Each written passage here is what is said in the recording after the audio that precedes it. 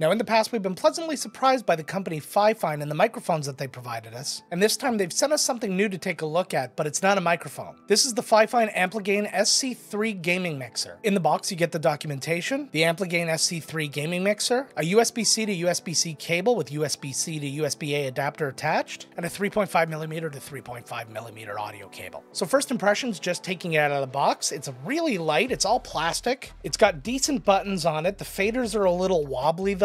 If you look on the bottom, it has some nice rubber footing. And this strip here appears to be another RGB light to get a little light coming from the bottom of the machine. If we look at the I/O on the back, you can see the USB-C port. That's to actually power the device plus connect it to a PC. A line out to go to speakers. A headphone jack so you can monitor the mix. A 3.5mm line in, which I'd like to see this become a USB-C port, to be really honest with you. More often than not, that's going to be an option for you. A 3.5mm headset input that would actually replace your microphone in this scenario. And then a hybrid XLR jack that would allow you to plug in a stereo jack for an instrument or something like that. And if you look in between those two inputs, you'll see that there's a little toggle to switch between dynamic and condenser microphones. And if you look on the front, you'll see that there's 4 faders, one for the mic, one for the line in, one that's for your headphone volume, and another one to control the volume for your line out. There's buttons underneath each of the faders to mute each of those channels, but you'll also notice it says mic monitor under the headphones. That's just to mute the mic going into your headphones. And then the buttons down the side, you have a 48-volt phantom power switch. You have an electric tone change, so you can actually change your voice. You got 4 custom buttons that you'll be able to save some of your settings to, so you can have them pre-done. On the top right, you'll have a button that'll toggle through all your RGB options. And then you have a voice change option over here as well that actually switches between some presets. So right now you'll see I have my Rode Pod mic plugged in, and it's actually plugged into my RODECaster Duo. Because I didn't want to start this video with a USB microphone, I wanted to give you something. This is the mic I'm going to use for the entire video. It's just going to be plugged into different audio interfaces, so you can make a direct comparison that way. But now that we've heard the setup like this, let's switch over to the Ampligame SC3 gaming mixer and see what we can see or hear. Okay, so we're all set up. It was a really simple, just plug and play process. There's no software to set up or anything like that. You're just ready to rock and roll. I currently have the fader about halfway up, so that's the gain that you're listening to right now. I do have the headphone levels all the way up though. It's the only way that I can decently hear myself in the headphones. But I will tell you that I couldn't hear myself at all, and I actually wasn't registering anything on the VU meter at the beginning, and that was actually because I had it switched over to condenser still, and I hadn't switched it to dynamic. Now that that's done, I'm a lot happier with it. And then very easily, if I just want to mute. So if we want to mess around with these settings a little bit, we're going to start with the electric. So this is on an A tone, and then if I go to a B sharp and a B and a C, and there's a D sharp or a D flat. I don't actually know what those are, if I'm being really honest with you. And then these are all just reverbs anyways. So then this is the D. Anyways, so as you switch through them, you can hear all the interesting things that are happening, all the little warbles in my voice and the things like that. I don't really understand a use for these per se, unless you're just kind of wanting to mess around. Oh honey, that is so auto-tuned. But this is what they sound like essentially. Now to clear this, you just need to hold down the button and eventually it'll go away. Now if I want to change my voice, I go to change voice and I hit that button. So as always, I'm curious to hear what I sound like as a male, so let's try that out. And now I'm a male. This is what a male sounds like. I'm getting a little bit of a delay in my ears, like it's almost imperceptible, but it's just enough to screw me up a little bit. So this is the kind of time where I might turn off the mic monitor so I don't actually hear it, so it's not messing with me. Okay, the next one. It's going to be a female, so this is a natural sounding voice. Every woman sounds like this. If you don't think you sound like this is precisely what you sound like. Just like the other one, that's what all men sound like. And this is what all robots sound like. I don't want to get any robot comments complaining about stereotypes. This is it. This is precisely what you sound like. And then monsters. Well, monsters are real. Right, guys? Oh, God. And now I sound like a baby. If a baby was born into a room of helium and could speak on the day of its birth. And then you have elder. I am wise. I am powerful. I am everything.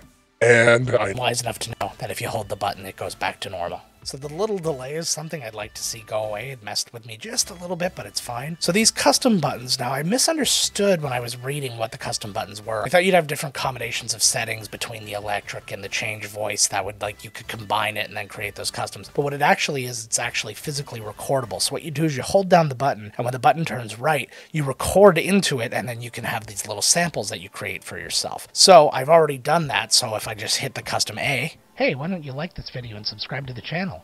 You should think about joining my Discord as well. You should. That was wise. You might as well comment on this video. You should do all those things. And D, I put something special in D for later, but you'll get to it. Now, I will comment on those themselves, actually, the onboard recording. Not the best sound. It's not the same quality of sound that I'm getting just passing through the system. So if you're going to have something like this, that's something I'd like to see exist. Otherwise, maybe have some preset sounds. This would be a good time to introduce some software so you could actually load some sounds into it, you know, using a file or something like that, just to have a couple of your favorite sound effects. I think that's a pretty cool idea. The Ampligame says that it sports about a 50 dB gain, so you're pretty okay with most microphones. You'd have some problems around something like the SM7B, which needs about 60 dB gain to kind of get any real sound out of it. But as far as your average dynamic mic is concerned, this is just fine. The headphone output leaves a little bit to be desired. I have this thing cranked all the way up right now, and I'm just barely hearing my own voice in it. I don't think this is particularly great for higher impedance headphones, so that's just something to be mindful of. But I want to take a minute to go back and listen to some of this footage and hear what it sounds like coming through to you, the audience. So just give me a minute, I'll be right back with you.